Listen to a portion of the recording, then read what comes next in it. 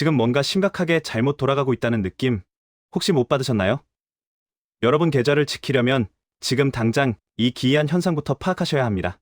교과서대로라면 달러 가치가 떨어질 때 금이랑 비트코인은 손잡고 같이 올라야 정상이거든요.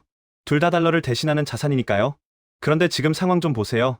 금값은 더 이상 위가 없다며 역사상 최고가를 갱신하고 있는데 정작 디지털 금이라 불리던 비트코인은 고점 대비 무려 30%나 폭락해서 지하실을 파고 있습니다. 도대체 시장 뒤편에서 무슨 일이 벌어지고 있는 걸까요? 단순히 코인이 떨어졌네 하고 넘길 문제가 절대 아닙니다. 이건 지금 금융시장의 혈관 어딘가가 꽉 막혀버렸다는 아주 위험한 신호거든요. 이 엇갈린 운명의 비밀을 풀지 못하면 당장 내일 여러분의 주식 계좌까지 파랗게 질려버릴 수 있습니다. 남들은 다 아는데 나만 모르다가 뒤통수 맞기 딱 좋은 지금 시장의 돈이 도대체 어디서 막혔고 앞으로 어디로 튀게 될지 제가 아주 쉽고 명쾌하게 싹 다 정리해 드리겠습니다. 불과 몇 년 전만 해도 우리 주변에 자칭 투자 고수들이 넘쳐났던 시절 기억하시죠?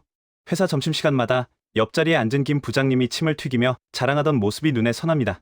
이 대리, 내가 사둔 주식 또 상한가 갔어. 아유, 그냥 대충 아무거나 찍어서 묻어두면 알아서 다 오르는데 넌 왜 투자를 안 하니? 사실 그때는 김 부장님이 투자를 기가 막히게 잘한 게 절대 아니었습니다. 그냥 시장 전체가 거대한 에스컬레이터였으니까요.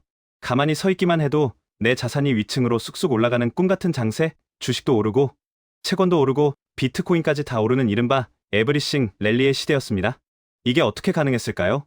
비밀은 바로 미국 연준의 무자비한 돈 풀기에 있었습니다. 2007년 금융위기 때 풀렸던 돈과 비교하면 최근까지 시중에 풀린 돈의 양이 무려 5배나 폭증했습니다. 상상이 되시나요? 수도꼭지에서 물이 콸콸 쏟아지니 돈의 가치는 휴지 조각처럼 떨어졌고 상대적으로 자산의 가격은 미친 듯이 뛸 수밖에 없었던 겁니다. 주식이든 아파트든 심지어 디지털 쪼가리라 불리던 코인까지 사두기만 하면 내 돈이 불어나는 마법 같은 시기. 우리는 그 달콤함에 너무 익숙해져 있었습니다. 그런데 여러분, 2025년 말부터 뭔가 이상한 낌새 못 느끼셨습니까? 그 잘나가던 김 부장님 얼굴이 요즘 완전히 흑빛이 됐거든요. 예전엔 분명히 이 타이밍에 사면 올랐는데 왜 지금은 안 먹히지? 하면서 식은땀을 흘리고 계실 겁니다. 분명 뉴스에서는 금리를 내린다고 하고 경제도 나쁘지 않다고 하는데 왜 내 계좌만 파랗게 질려서 숨을 못 쉬는 걸까요? 많은 분들이 습관처럼 연준의 금리 발표만 쳐다보고 계시지만 사실 시장을 망가뜨린 진짜 범인은 등잔 밑에 숨어 있었습니다. 우리가 잠든 사이에 미국 재무부라는 거대한 공룡이 조용히 하지만 아주 치명적으로 게임의 룰을 송두리째 바꿔버렸거든요. 과거엔 연준이 돈을 풀어서 파티를 열어줬다면 지금은 재무부가 그 파티장의 술과 음식을 몰래 치우고 있는 형국입니다. 도대체 이들이 무슨 짓을 저질렀길래 잘 나가던 시장이 이렇게 삐걱거리는지 그 내막을 들여다보면 소름이 돋을 정도입니다. 자, 이제 진짜 범인의 정체를 공개할 시간입니다. 바로 미국의 곡간지기 재무부 장관 스콧 베센트와 그의 충격적인 정책 변화가 그 주인공인데요. 보통 우리가 집을 살 때 대출을 어떻게 받나요? 30년 만기 주택담보대출로 길게 빌리는 게 정석이죠. 매달 갚아야 할 부담을 줄여야 하니까요. 국가도 마찬가지입니다. 나라는 웬만하면 망하지 않으니 보통 빚을 낼 때 80% 정도는 10년, 30년짜리 장기채로 빌리고 나머지 20% 정도만 극전이 필요할 때 단기채로 쓰는 게 금융시장의 국룰이었습니다. 그래야 시장이 놀라지 않고 안정적으로 돌아가거든요. 그런데 베센트 장관이 등판하자마자 이 오래된 원칙을 보란듯이 뒤집어 엎어버렸습니다. 야, 길게 빌리니까 이자 너무 많이 나잖아. 그냥 짧게 빌려서 돌려 막자. 이렇게 선언을 해버린 겁니다. 그래서 지금 미국 정부가 빌리는 돈의 절반이 넘는 무려 55%를 단기 국채로 찍어내고 있습니다. 이게 얼마나 황당한 상황이냐면 여러분 친구가 평소에는 듬직하게 10년 뒤에 갚을게 하고 돈을 빌려가던 녀석이었는데 갑자기 눈이 돌아가서 나 내일 갚을게. 아니 모레 갚을게. 일단 현금 좀 줘봐. 하면서 매일매일 여러분 지갑을 털어가는 꼴입니다. 작가님, 정부가 단기로 빌리든 장기로 빌리든 그게 내 통장이랑 무슨 상관입니까? 라고 물으실 수 있는데요. 이게 진짜 무서운 나비 효과를 불러옵니다. 단기 국채는 성격이 현금이랑 아주 비슷하거든요. 정부가 단기 국채를 미친 듯이 발행해서 시장에 뿌린다는 건 시중에 돌아다니는 현금이란 현금은 모조리 진공청소기처럼 빨아들이겠다는 선전포고나 다름없습니다. 시장이라는 수영장에 물이 찰랑찰랑해야 배가 뜨고 수영도 할 텐데 정부가 초대형 펌프를 가져와서 그 물을 다 빼가고 있는 겁니다. 결국 시장에는 당장 굴릴 수 있는 단기 현금 이씨가 말라버리는 비상사태가 터졌습니다. 이걸 전문가들은 점잖게 단기 자금 시장의 발작이라고 부르지만 우리 같은 투자자 입장에서 보면 그냥 심각한 돈맥경화가 온 겁니다. 사람 몸에 피가 돌지 않으면 손발부터 차가워지듯 시장에 현금이 돌지 않으니 가장 예민하고 약한 고리부터 비명을 지르기 시작한 거죠. 주식 살 돈, 코인 살 돈이 정부 주머니로 싹 다 빨려 들어가 버렸으니 자산시장이 버틸 재간이 있겠습니까? 여기서 아주 잔인하고도 흥미로운 현상이 벌어집니다.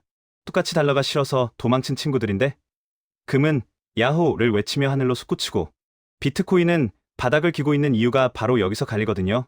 이 극명한 운명의 차이를 이해하려면 두 자산의 성격, 즉 누가 어떤 돈으로 사느냐를 뜯어봐야 합니다. 먼저 비트코인부터 볼까요? 솔직히 코인 시장. 나는 10년 뒤에 우리 딸 시집갈 때 꺼낼 거야 하면서 적금처럼 묻어두는 분들보다는 당장의 시세 차익을 노리고 레버리지, 즉 빚을 내서 화끈하게 베팅하는 수요가 훨씬 많습니다. 시장의 단기 유동성을 연료로 태워서 달리는 고성능 스포츠카 같은 놈이죠. 그런데 앞서 말씀드렸던 미국 재무부가 단기 자금 시장의 현금을 진공청소기로 죄다 빨아가 버렸잖아요. 당장 굴릴 현금이 없으니 돈 빌리는 이자가 치솟고 빚으로 버티던 투자자들은 아이고 이자 무서워서 더는 못 버티겠다 하며 울며 겨자 먹기로 물량을 던질 수밖에 없는 겁니다. 여기에 일본에서 싼 이자로 돈을 빌려와 투자하던 그 유명한 엔캐리 트레이드 자금까지 썰물처럼 빠져나가니 비트코인은 연료가 바닥난 자동차처럼 멈춰 설 수밖에 없었던 거죠. 반면 금은 어떤가요? 금은 성격이 완전히 딴판입니다.